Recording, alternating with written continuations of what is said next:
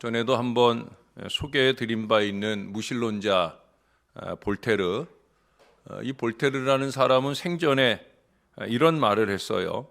기독교 전파에는 수세기가 소요되겠지만 나 볼테르는 50년 만에 이 기독교를 이 땅에서 없앨 수 있으며 성경은 곧 쓸모없는 책이 되고 말 것이다 라고 호언장담했어요. 그리고 정말 눈부시게 열심히 성경이 쓸모없는 책이다, 하나님은 없다 하는 이 일을 위해서 목숨 걸고 노력을 했습니다. 그러나 기독교는 그가 살아있을 때, 그리고 그가 죽고 난 이후에 오히려 더욱더 널리 전파됩니다. 재미있는 일이 있어요. 그게 뭐냐면 그가 죽고 난 뒤 20년 후에 제네바 성서협회는 그의 집을 사들여서 프랑스 성서공회를 설립했으며 지금도 그의 집이었던 그곳에서 성경이 끊임없이 만들어져 전 세계에 보급되고 있다는 거예요. 할렐루야! 하나님이 살아계셔요. 하나님의 말씀도 살아계신 줄로 믿습니다. 그는 임종 직전에 이런 말을 했다고 그래요. 나는 태어나지 말았어야 했는데. 마치 예수님께서 가룟 유다에게 하신 말씀과 비슷한 한탄을 하며 생을 마쳤다는 거예요. 왜 그랬을까요? 왜 그랬을까요? 이제 임종을 앞둔 그의 앞에 지옥문이 열려 있기 때문에 그런 거예요. 볼테르는 무신론자니까 그렇다 치고 하나님을 믿고 의지한다는 하나님 백성들이, 그것도 하나님의 말씀을 증거하는 오늘 대제사장이나 선지자들이 그 하나님의 말씀을 업신여긴다면 참으로 어리석고 어이없으며 진노를 면치 못할 일일 거예요. 예수님 당시 예수님을 십자가에 못 박아 죽인 이들이 그랬고, 또 오늘 본문에 보세요. 7절 이하에 바로 그런 사람들을 소개하고 있어요. 이 유다 사람들, 에브라임을 위시한 북이스라엘 사람들과는 구별되는, 그래도 북이스라엘보다는 나름대로는 예루살렘 성전을 중심으로 신앙의 허울을 유지하고 있는 바로 그런 사람들을 말하는 거예요. 거기 중간에 보니까 제사장과 선지자도 말씀하고 있어요. 설명이 필요 없는 사람들이죠. 아주 신앙적인 부류들입니다. 오늘날로 말하면 목회자들, 또 중직자들을 말하는 것일 거예요. 근데 이 신앙적 부류들이 거기 7절에서만 반복해서 2번이나 같은 얘기를 해요. 포도주와 독주에 취하여 옆걸음치며 비틀거리며. 뭔 얘기예요?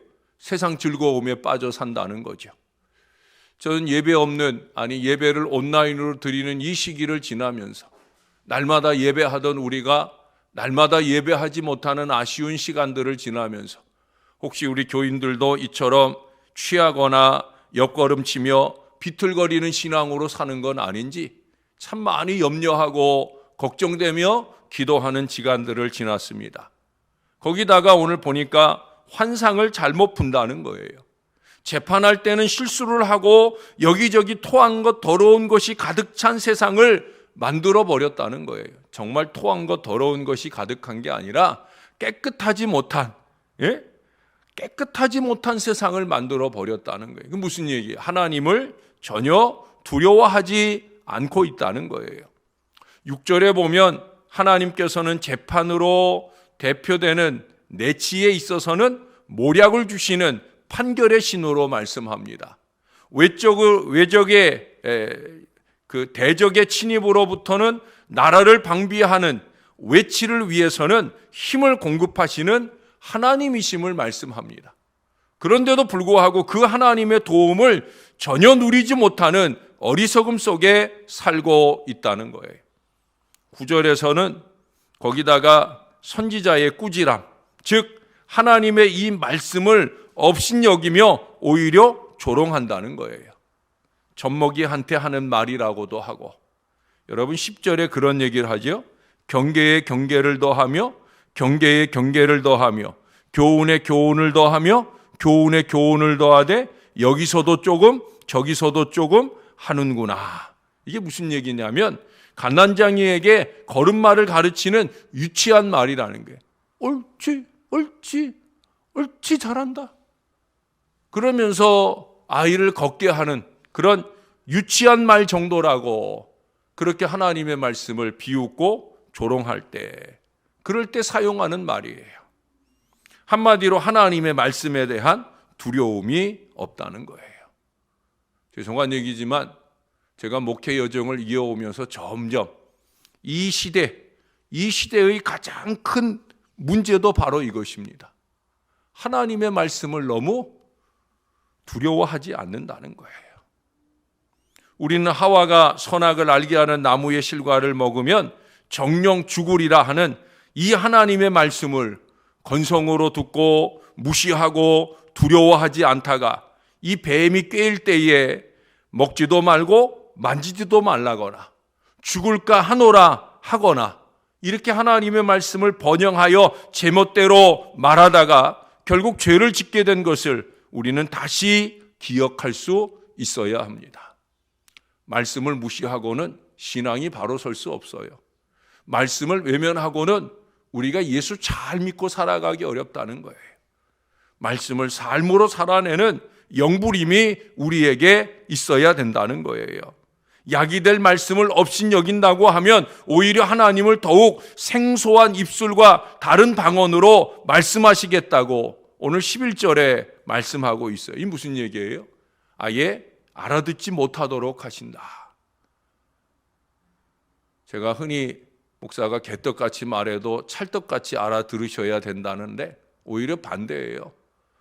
목사는 찰떡 같은 은혜의 말씀을 전하는데 그 말씀이 개떡으로 들리는 그런 어리석은 삶을 또 신앙을 살아가게 되어진다는 거예요. 13절에서는 그들이 조롱하는 그 말씀에 그들로 오히려 걸려 넘어져 부러지고 잡히게 하시겠다고 말씀하고 있어요. 13절의 내용은 10절의 반복처럼 보이잖아요. 그렇죠? 10절에 그들이 그렇게 말하는 것처럼 13절에 여기서도 조금 저기서도 조금 그렇게 하셔서 아니 그렇게 조금 전하는 말씀으로만도 얼마든지 그들이 가다가 뒤로 넘어져 부러지며 걸리며 붙잡히게 하실 수 있다. 그들이 조롱하는 그 말씀이 그들이 업신여기는 그 말씀이 오히려 그들로 하여금 넘어지고 부러지고 쓰러지는 결과를 맞게 될 것이다. 그런 무서운 얘기예요. 여러분 이 모든 것이 거기 12절에 말씀하잖아요. 하나님의 말씀은 왜 주신다고요? 안식을 위해서, 상쾌함을 위해서 주신다는 거예요. 근데 그 말씀을 듣지 아니한 결과가 쓰러지고 부러지고 넘어지는 거예요. 여러분 어떤 목사가 쓰러지고 부러지고 넘어지라고 여러분들에게 하나님의 말씀을 전하겠어요?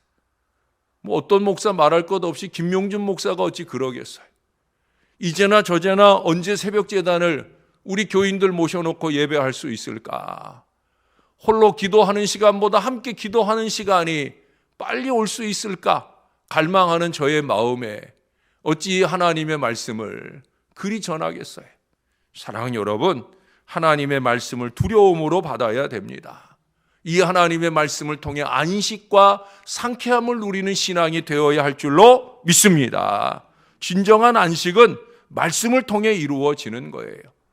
여러분 종교개혁 이후에 그 이전의 카톨릭의 미사와 개신교회의 예배에 뚜렷하게 나타나는 차이점이 뭐냐? 그것은 바로 설교가 강조되었다는 거예요. 지금은 천주교회도 강론이라고 해서 이 말씀을 전하는 시간이 미사 시간 중에 있습니다. 물론 길게 하지는 않아요. 그러나 이 천주교와 개신교의 차이는 뭐예요? 개신교는 말씀이 중요한, 왜? 오직 말씀으로라는 신앙의 기치를 가지고 종교개혁이 시작이 되었으니까.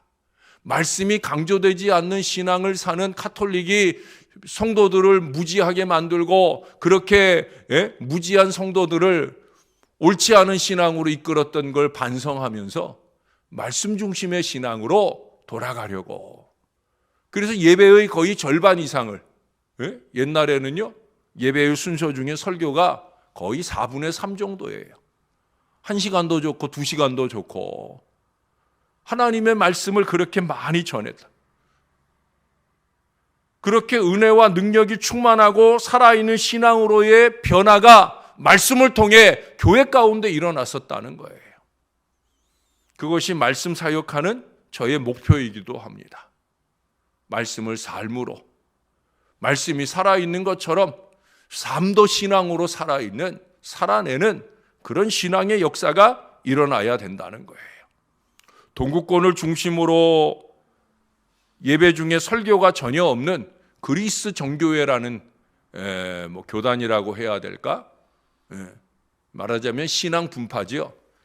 개신교 종교개혁 전후로 해서 그리스 정교회가 그 동구권 쪽으로 해서 이 성상, 이 십자가상이나 이런 것에 대한 이견 차이로 인해서 그리스 정교회가 생기는데, 교회의 모양이나 성상에 대한 모양에 대한 강조는 있지만 말씀에 대한 강조가 없어요. 보이지 않는 하나님의 말씀으로 은혜를 받고 살아가는 것보다 보이는 성상에 관심을 하는 어리석은 인생으로 살아가게 되어집니다. 그러니 이 교회를 가보면 냉랭하고 영적인 무지로 그야말로 유명무실한 형태가 되어져 간다고 해요.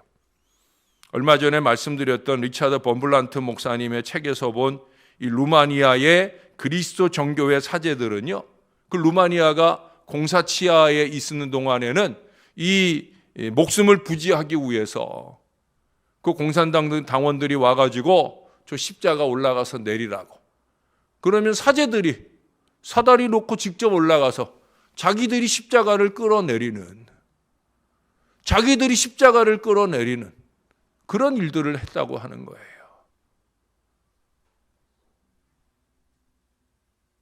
전혀 신앙적이지 못한 모습들이 그들에게 있는 그 이유가 뭐겠습니까? 주 예수를 위해서 목숨 내놓고 살아내지 못하는 이유가 어디에 있겠습니까? 그건 말씀이 없기 때문에 그래요. 여러분, 말씀이 무너지면 다 무너지는 거예요. 말씀을 잘 먹고 말씀대로 잘 살아야 되는 거예요. 미국 농담 가운데 거북이 교인이라는 말이 있어요. 거북이 교인. 무슨 말일까? 예? 여러분, 새는 9일간을 먹지 않고도 살 수 있다고 그래요. 우리 사람은요, 12일간을 먹지 않고도 생명을 부지할 수 있다고 합니다. 멍멍개는 20일 동안은 안 먹고도 생명을 유지할 수 있다고 그래요. 거북이는 무려 500일 동안을 먹지 않아도 살 수 있다고 그럽니다. 뱀은 어떨까요? 뱀은 가장 오래 먹지 않고 버틸 수 있는 동물 중에 하나입니다. 800일간을 먹지 않고도 살 수 있다는 거예요. 그래서 참다운 양식인 이 하나님의 말씀이 없이 잘도 살아가는 신자를 가르쳐서, 교인을 가르쳐서 거북이 교인이라고. 예? 말씀을 먹지 않고도 말씀의 은혜 없이도 잘도 살고 있는 그런 교인이 거북이 교인이라고. 그보다 더 증세가 심하면 어떻게 되겠어요? 뱀교인이 되겠죠? 뱀교인. 예? 뱀교인은 곧 사단의 자식이기도 할 수 있을 거예요.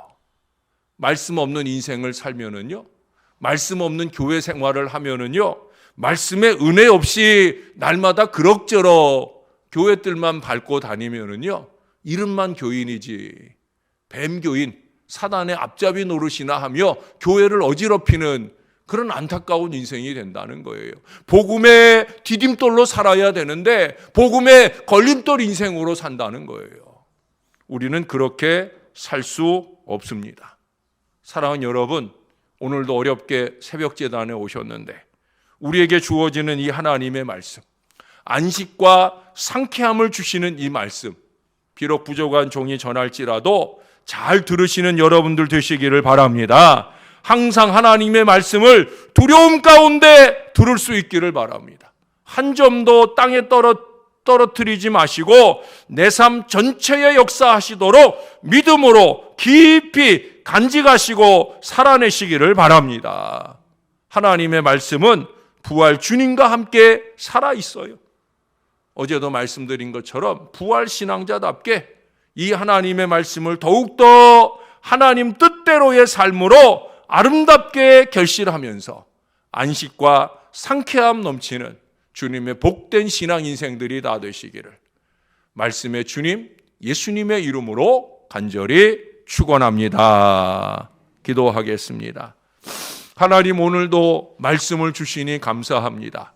우리가 부른 찬양처럼 주께서 내게 말씀 주니 이보다 더 귀하고 즐거운 일이 없다는 사실을 우리가 늘 고백하며 살게 하여 주옵소서. 주님이 우리를 사랑하시는 으뜸된 표시는 예수를 주신 것인데, 말씀이신 예수님을 주셨다는 것은 결국 말씀을 주심이 우리를 사랑하는 표시인 것을 잊지 말게 도와 주옵소서. 하나님 우리를 사랑하시는 그 은혜로 주시는 말씀을 우리의 마음이 잘 받아 깨닫게 도와 주옵소서. 찔리는 말씀에 회개할 줄 알게 도와주시고 감동받는 말씀에 결단할 줄 알게 도와주셔서 살아있는 이 하나님의 말씀을 영으로 삶으로 잘 살아내게 도와주셔서 말씀을 주시는 그 이유, 안식과 상쾌함이 넘치는 건강한 신앙의 역사가 우리 가운데 일어나게 도와주시옵소서. 주님, 새벽제단을 다시 시작합니다. 더욱더 강건함으로 우리를 붙들어 주옵소서. 새벽 용사들을 회복시켜 주시고 더욱더 예배하고 기도함으로 주님께 영광 올려드리는 이 제단의 새벽제단이 되게 도와 주시옵소서. 모든 예배들도 속히 회복되게 도와주시고 모든 일상들도 속히 회복되게 도와주시고 모든 경제도 속히 회복되게 도와주시고 코로나19로 고통받는 이들도 그 모든 육신의 어려움으로부터 속히 회복되게 도와 주옵소서. 살아계신 하나님, 부활의 주님께서 능력 가운데 역사해 주옵소서. 지금도 크고 작은 질병으로 수술을 받았거나 수술을 해야 되는 심령들이 있습니다.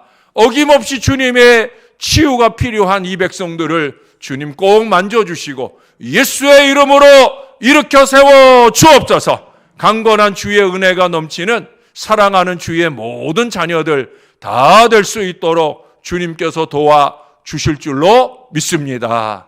감사합니다. 예수님 이름으로 기도합니다. 아멘.